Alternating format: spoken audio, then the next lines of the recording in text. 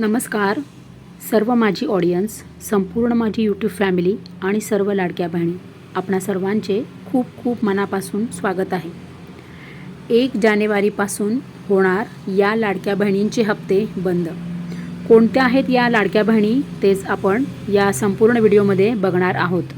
तर लाडक्या बहिणी, आपल्या हातून या चुका झालेल्या आहेत का, तुम्हाला या व्हिडिओमध्ये सर्व कळणार आहे। आणि लाडक्या बहिणी, जे आत्ताच आलेले अपडेट आहे, जसं की आज म्हणजे 29 जानेवारीला आपला 12 वाजता जो व्हिडिओ आलेला आहे तो तुम्ही बघितला का? नसेल बघितला तर आठवणीने बघा हं, कारण की सरकारने आता नवीनच सूचना दिलेल्या आहेत आणि त्याप्रमाणे तुम्हाला ऑफलाईन ई-KYC करायची आहे। जर तुम्ही त्याप्रमाणे ऑफलाईन ई-KYC केली नाही तर तुम्हाला नोव्हेंबर, डिसेंबर आणि जानेवारीचे हप्ते येणार नाही। लाडक्या बहिणी बघा, ई-KYCची वेबसाईट तर सुरू होणारच आहे, परंतु तुम्हाला त्याआधी ही ऑफलाईन पद्धतीने ई-KYC करणे आवश्यक आहे। तर ती तुम्हाला ऑफलाईन पद्धतीने ई-KYC कशी करायची आहे यावरच मी आज 29 तारखेला आज दुपारी 12 वाजता आपला व्हिडिओ आलेला आहे। आठवणीने तो व्हिडिओ बघा आणि त्याप्रमाणे ई-KYC तुम्ही करून घ्या, म्हणजे तुमचे नोव्हेंबर डिसेंबरचा पण तुम्हाला हप्ता येणार आणि जानेवारीचा पण हप्ता येणार। तुम्ही म्हणाल सगळ्यांना हप्ते येत आहेत, आम्हाला का नाही? तर कदाचित तुमचा संपूर्ण हा डेटा सरकारपर्यंत पोहोचायला वेळ लागेल आणि ही प्रोसेस व्हायला पण थोडा कालावधी लागेल। कदाचित जानेवारी महिना पण संपेल, फेब्रुवारी महिन्यामध्ये तुम्हाला कदाचित तीनही हप्ते येऊ शकतात, जसं की नोव्हेंबर, डिसेंबर, जानेवारी असे तीनही हप्ते तुमचे फेब्रुवारीमध्ये येऊ शकतात, किंवा फेब्रुवारी महिना पण त्यासाठी जाऊ शकतो, काही सांगता येत नाही। परंतु उशीर जरी झाला तरीसुद्धा तुम्हाला तुम्ही काम करायचं आहे, म्हणजे तुमचा सगळा हा ई-KYC तुमची पूर्ण झाली की तुमचा हा डेटा सरकारपर्यंत जाणार आणि नंतर हे संपूर्ण प्रक्रिया सरकारपर्यंत पोहोचल्यानंतर तुम्ही पात्र यादीमध्ये तुम्हाला सरकार समाविष्ट करणार आणि मग तुम्हाला सर्व हप्ते येणार। मग त्याबरोबर तुमचे नोव्हेंबर, डिसेंबर, जानेवारी आणि जर समजा फेब्रुवारीचा पण नाही आला तर तुमचे सगळे हप्ते एकदम येणार, परंतु तुम्हाला ही ऑफलाईन पद्धतीने ई-KYC करणं हे गरजेचे आहे। आणि लाडक्या बहिणी बघा, आता यापुढे आपण बघूयात की तुम्ही म्हणजे कोणत्या लाडक्या बहिणींना आता यापुढे हप्ते येणार नाहीत। तर शासनाच्या नियमानुसार, शासनाच्या अटीनुसार शासनाने काय सांगितलेलं आहे तेच मी तुम्हाला या व्हिडिओमध्ये लाईव्ह दाखवणार आहे। लाडक्या बहिणी, ज्याप्रमाणे तुम्ही सर्व नियम पाळलेले आहेत, पात्र आहेत, तर तुम्हाला 100% हप्ते हे येणारच आहेत। बघूयात आपण लाईव्ह। इथे पोर्टलवर पूर्ण सगळी डिटेल्स माहिती आहे। तर मुख्यमंत्री माझी लाडकी बहीण योजना राज्यातील महिलांच्या आर्थिक स्वातंत्र्यासाठी, त्यांच्या आरोग्य आणि पोषणासाठी सुधारणा करणे आणि कुटुंबातील त्यांची निर्णायक भूमिका मजबूत करण्यासाठी महाराष्ट्र राज्याची मुख्यमंत्री माझी लाडकी बहीण योजना सुरू करण्यास महाराष्ट्र शासनाने 28 जून 2024 रोजी मान्यता दिली। या योजनेमार्फत महाराष्ट्र राज्यातील 21 ते 65 वयोगटातील पात्र महिलांना दर महिना रुपये 1500 असा आर्थिक लाभ डीबीटीद्वारे देण्यात येणार आहे। आता इथे आहे पात्रता, इथे आहे अपात्रता आणि इथे आहे अर्ज प्रक्रिया। तर आधी आपण इथे बघूया।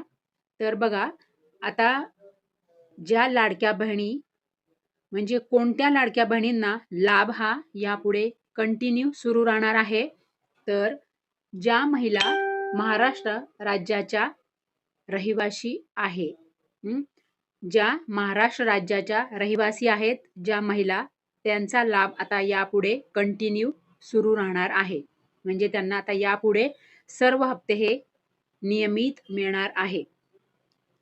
राज्यातील विवाहित, विधवा, घटस्फोटित, परित्यक्त्या आणि निराधार महिला, तसेच कुटुंबातील केवळ एक अविवाहित महिला।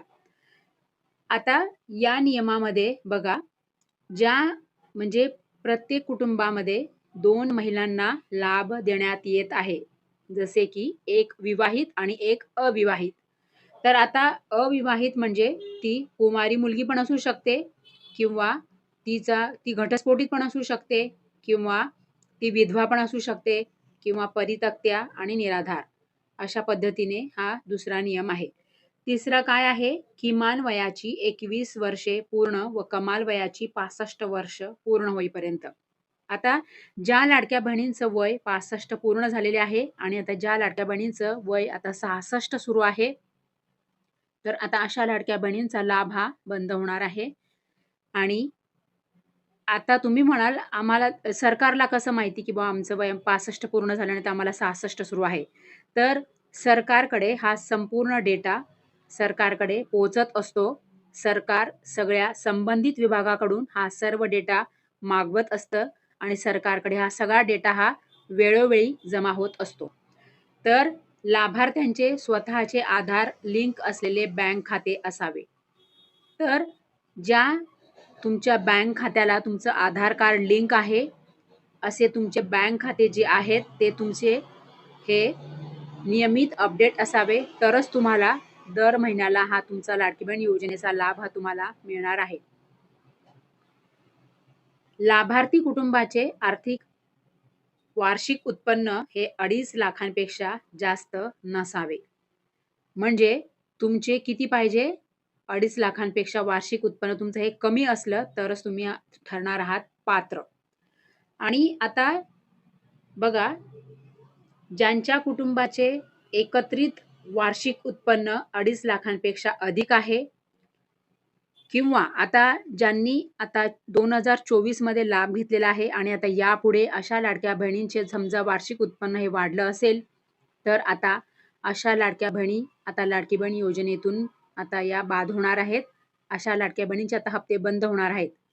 तर अशा लाडक्या बहिणींचा डेटा संबंधित विभागाकडून सरकारकडे पोहोचलेला आहे. ज्यांच्या कुटुंबातील सदस्य आयकरदाता आहे. आता ज्यांच्या कुटुंबामध्ये समजा याआधी कोणी आयकर भरत नसेल आणि आता समजा त्यांचं उत्पन्न वाढलं असेल 2026 मध्ये आणि जर ते आयकरदाता असतील, तर इन्कम टॅक्स विभागाकडील डेटा सरकारकडे पोहोचलेला आहे. तर आता अशा लाडक्या बहिणींचा यापुढे आता त्यांना हप्ता येणार नाही.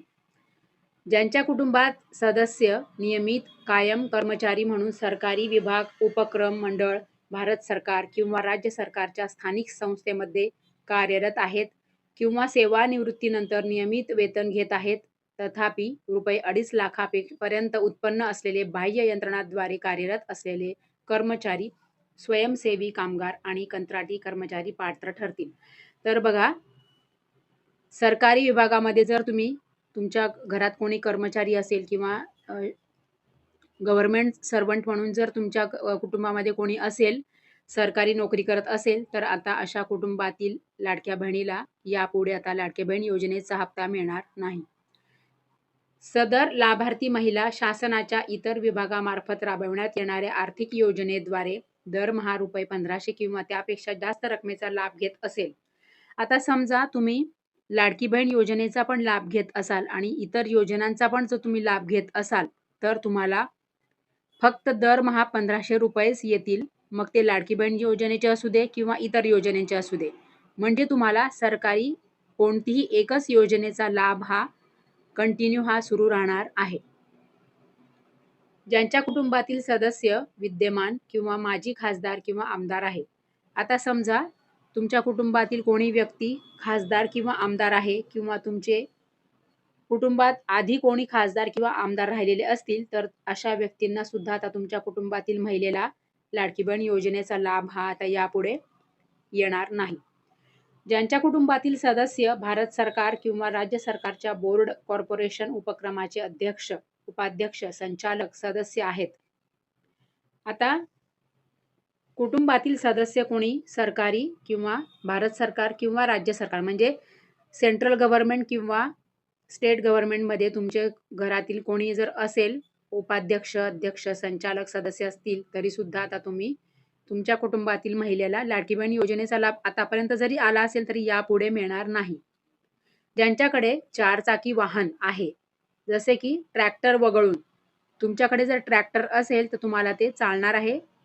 जर एखादी लाडकी बहीण योजनेमध्ये लाडकी बहीण लाभ घेत असेल आणि तिच्या कुटुंबात जर ट्रॅक्टर असेल, तर तिला लाभ मिळेल. परंतु ज्या लाडक्या बहिणीच्या कुटुंबात 4 चाकी म्हणजे जसं की कार आहे, तर आता अशा लाडक्या बहिणींचा लाभ यापुढे आता बंद होणार आहे. तर आपण जसे की सर्व हे पाहिलेलं आहे लाडक्या बहिणी, ज्या पद्धतीने सरकारी वेबसाईटमध्ये सरकारने जे हे नियम लावून दिलेले आहेत, तेच नियम आत्तासुद्धा लागू आहेत आणि आता लाडकी बहीण योजनेमध्ये कारण की सरकारने पुन्हा आता हे 2026 वर्ष लागल्यानंतर सरकारने पुन्हा हा डेटा सरकारकडे गेलेला आहे. सर्व जसं की इन्कम टॅक्स विभाग, राज्य व परिवहन विभाग, जिल्हाधिकारी विभाग, सगळ्या विभागाकडनं सरकारकडे हा नियमित दरवर्षी डेटा पोहोचत असतो. हा अपडेटेड डेटा 2026 मध्ये सुद्धा लाडक्या बहिणींचा सरकारकडे पोहोचलेला आहे आणि आता अशा ज्या लाडक्या बहिणी आहेत, की ज्या चुकून लाभ घेत होत्या, परंतु आता अशा लाडक्या बहिणी यापुढे त्यांना लाडकी बहीण योजनेचा हप्ता येणार नाही.